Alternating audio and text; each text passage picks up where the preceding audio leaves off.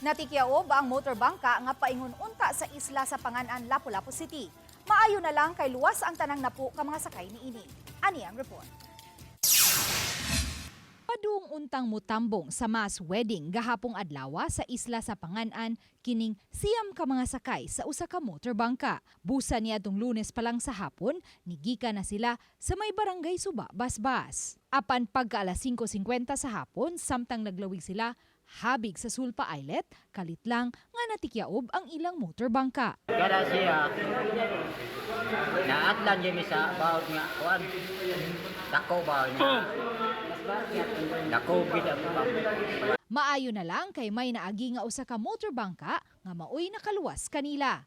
Apan kay wa kini gasolina, nanawag og rescue ang usa sa mga pasahero nga may dalang cellphone. Ug na-rescue sila sa motorbangka Boydi nga gilwanan sa mga sakop sa Coast Guard Marigondon ug Senro Coastal Resource Management Team ug gida ang tanang napo ka mga sakay sa natikyaob nga bangka. Apil na ang kapitan niini paingon sa Marigondon Port. Dito nagpaabot usab kanila ang mga medical personnel nga nisusi sa kahimtang sa ilang panglawas. Sa siyam ka mga pasahero, tulo kanila mga minor de edad. Matod ni Seaman First Class Anthony Roy Daclan, Assistant Petty Officer sa Coast Guard Marigondon, nga gawa sa dagkong bawd nga nasugatan sa motorbangka. Overloaded usab kini. Pangisdaan kini nga matang sa bangka ug dili pasaheroan. Matod sa Coast Guard, wa nila kini mabantayi kay didto nanukad sa Suba Basbas ang bangka ug dili sa pantalan sa Marigondon. Ang fishing bangka, ma'am, is capacity na niya, ma'am, is bangkero. Isa yun ka-helper agad na, ma'am. Hindi na siya intended for passenger ferry, ma'am.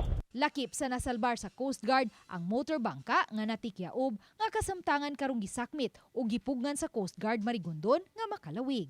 Mag-issue may oganan notice of detention, ma'am, niya. Currently, ang bangka karon, ma'am, is na-adri sa Marigondon Port, ma'am. I-adjudicate pa na siya dito sa station namin, ma'am, sa Coast Guard Station Central Cebu, ma'am. Uban ni Marlon Malgazo, Luan Merondina,